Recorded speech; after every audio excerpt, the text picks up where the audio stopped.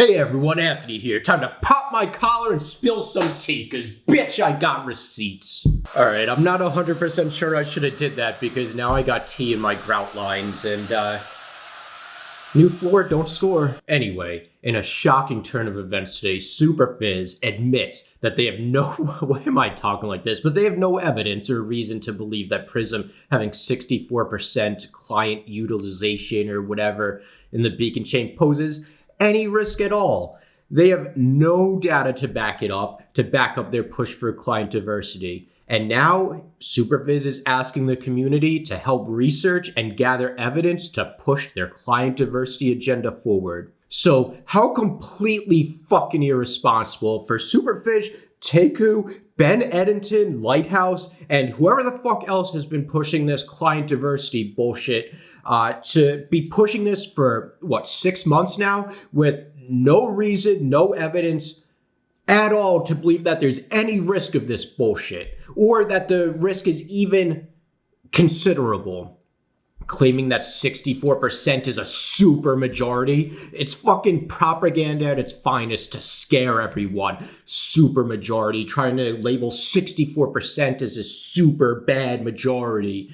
64% is not a super majority. And blankly labeling 64% as there's some dire risk, telling everyone there's huge risk involved, there's risk, without being able to define the risk at all. Whenever anyone asked for them to define it, to say, how large is this risk? How large is the risk? We need to know, is this risk something that we need to talk about? Or is it just a tiny risk that you're making a mountain out of a molehill of?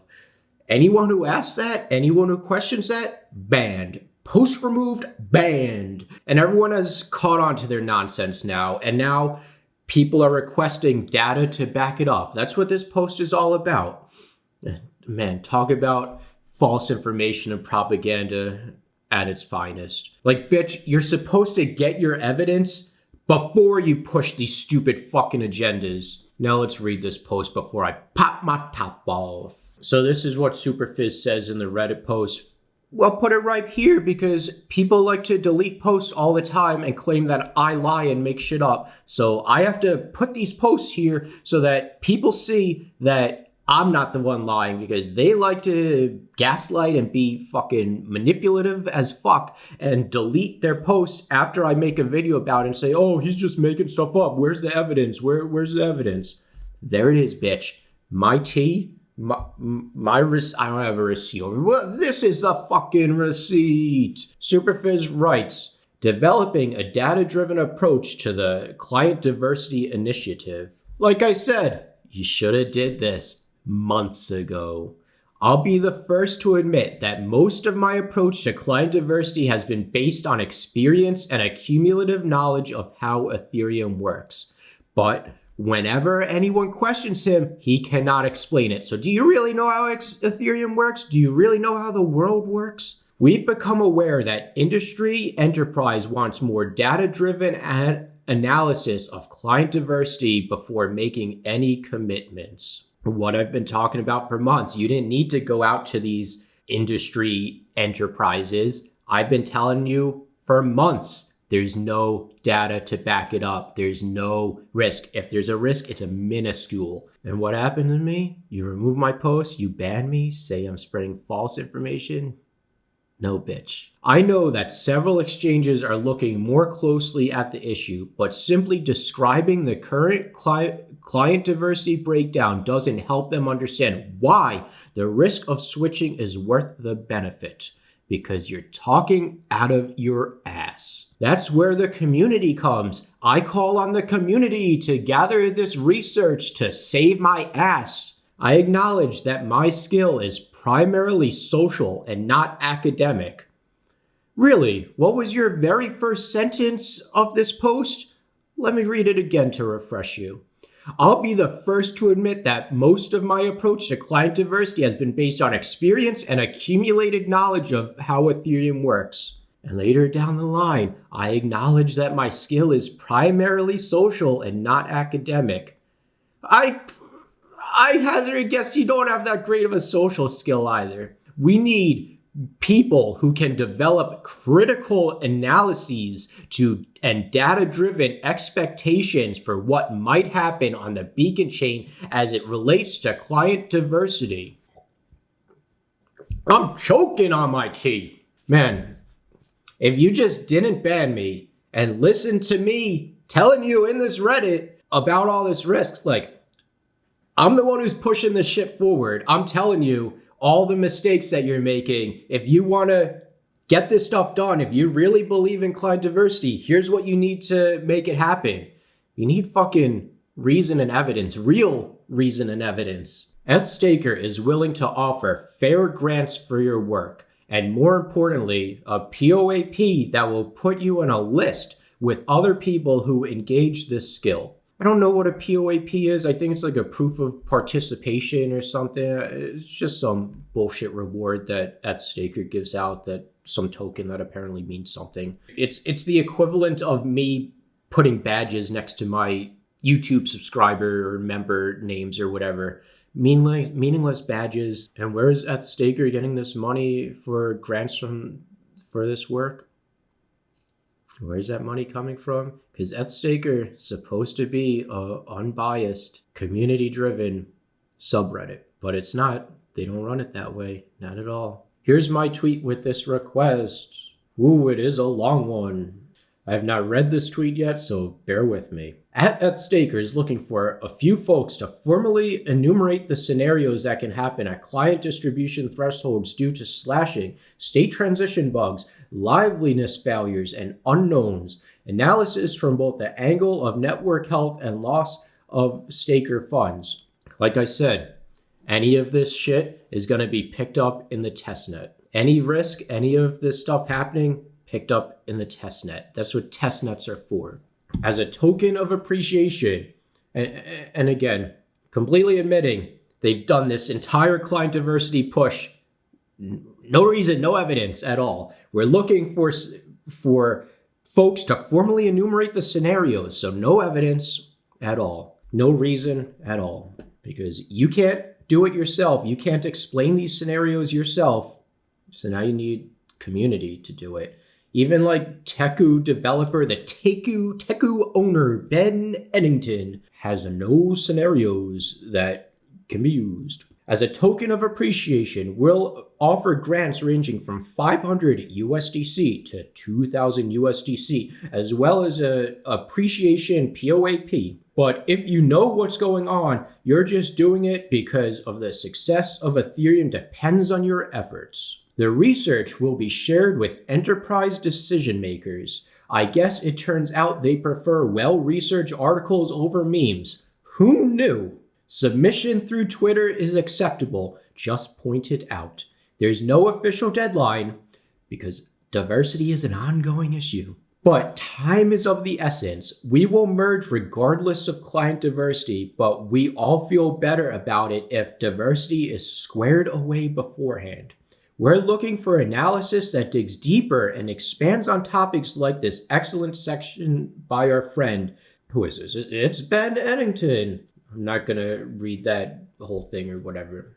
You guys can, I'll leave a link to it in the description. You can read it if you want. All right, so the last thing I want to talk about, well, there's two things I want to talk about, but the last thing I want to talk about from this Reddit post is a comment made by Mayamu, who has Lighthouse and Nethermind attached to their username. I'm not sure if he works for either of these or if he's a validator and those tags are just used to signify which client he uses. And I'm sorry for saying he. I don't even know if he's a he or a she or a they or whatever. Anyway, the post reads, could you elaborate a bit more on the type of analysis that you think you would need to persuade the industry? I have experience in the field, but I am not sure what you are asking for. Edit. I unfortunately wouldn't be able to attach my name to anything or accept a grant for professional reasons. So I guess he works, I don't know, he works somewhere in the industry, maybe Lighthouse, I'm not sure. I guess we can look it up real quick. All right, I'm not sure. Nothing's like immediately apparent from searching his name. So he says, unfortunately, I wouldn't be able to attach my name to anything or accept a grant for professional reasons. So I'd be looking to contribute contribute anonymously, and a POAP would be neat though. Hey, I'm just jumping in to re-record this section. Initially, I was talking about how it's deceitful to post things anonymously when you work somewhere that could be taken as you being biased, or posting things that that might threaten your job. I think that's more relevant if you publish subjective information or opinion pieces. If you publish objective data and studies that are sound and hold up to scrutiny, who you work for doesn't diminish or change facts. So a lot of people like to say, oh, this study's irrelevant because you're biased. Like if a cigarette company posts studies saying that cigarettes aren't harmful, well, them being a cigarette company doesn't discredit that data if that data is solid data. So if someone comes up with a solid study that explains that that there really is a considerable risk without validator client diversity, I'm happy to be proved wrong. Like I have 35,000 validators that I manage, or 3,500 validators that I manage. I don't want my clients to be slashed and everything like that. My opinion that there isn't considerable risk is based on there never being consensus bug in Ethereum mainnet. So we have like years of history and precedent that this hasn't been an issue, and that any bugs that there are would be picked up in the testnet before mainnet implementation. We have many years of history of this. We have great audits and great processes and practices to discover bugs, great dev teams and all that discover these bugs and work hard to prevent bugs before they become a problem. And I'm sure the guys over at Prism want to work very hard not to put a consensus bug in their client, because everyone's going to hate them. They're going to lose their jobs. No one's going to want to use Prism anymore if there's actually a bug in their clients. People like to bring up the August Geth fork as counter evidence to this, counter evidence to me saying that there's history and precedent, that we have good processes and that there's never been a consensus bug before. But that fork was due to miners, some miners, very few miners using old Geth clients. The fork was resolved very quickly, like within hours, I think, the same day or within hours of it happening. But it's completely irrelevant because at the time of the merge, old clients aren't going to be allowed on the network. They're not going to be compatible with the network. So this August Geth fork isn't counter evidence because it's a non-issue. It was caused by old clients. Old clients aren't going to be compatible with the network. So done and dusted there. Anyway, it's really not fair to discredit facts due to possible bias. For example, if a pillow company publishes data showing that they sell the softest pillows, now that's an objective thing. Softest, you can only have one softest pillow. It's not like they're publishing a subjective study that says that they're the most comfortable pillow, because that's subjective. So if they publish a study showing that they sell the softest pillows, and they went and tested every single pillow in the world with a pillow spectrometer, and that study concluded that theirs is the softest, well, no one can discredit that study by saying, well, of course your study is wrong. You're biased because you sell pillows. No, like their study would hold up to scrutiny, that they tested every single pillow, determine that theirs is softest with the pillow spectrometer or whatever tools are used to determine the softest pillows. So if there is reason and evidence that there is considerable risk of a client consensus bug due to lack of client diversity, any bias you have due to where you work doesn't discredit any hard evidence that you find.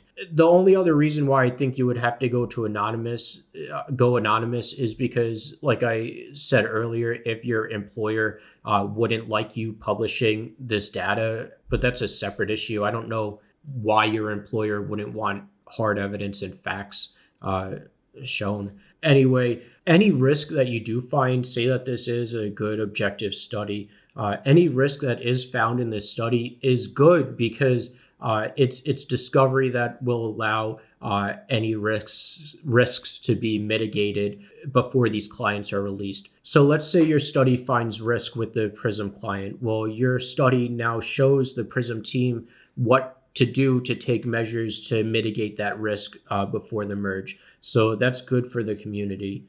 And another thing, your study doesn't need to prove that there is a risk with Prism, but that there is risk without client diversity. Because if there is a risk with Prism, either Prism mitigates that risk or everyone moves away from Prism, which if everyone moves away from Prism, then that's not helpful to client diversity. That just gets rid of Prism.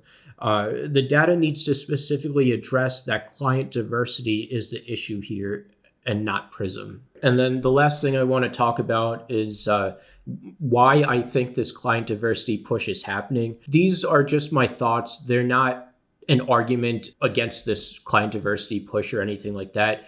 But sometimes it can be helpful to see causation for why people are doing things, why people are pushing client diversity so much.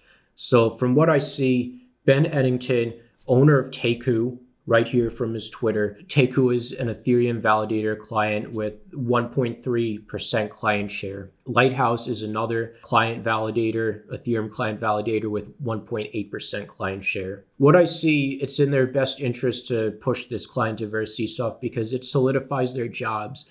If they claim that there's risk without client diversity, well, then they can persuade more users to use their clients.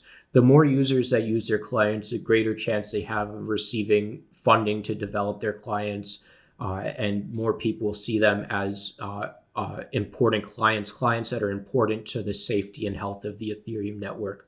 The more that people see this, the more the end of the story, the more that they can continue working on their clients longer, the more that likely that they have jobs and everything like that. Now, Superphiz, as far as I'm aware, he doesn't work for any validator clients at all. I think his reason to push client diversity is all about control, and he wants to control at staker and have influence in the community. I see a lot of posts of him saying this, and in his YouTube videos and everything like that, him constantly talking about how much work he puts into growing the community and leading the community, and how he wants to lead the community and everything like that. And obviously, it's very hard to give up control and give up things that you've invested so much time and energy into. I think that's like causation for why this stuff is happening. But all right, that's the end of this video. Take care. Thank you and goodbye.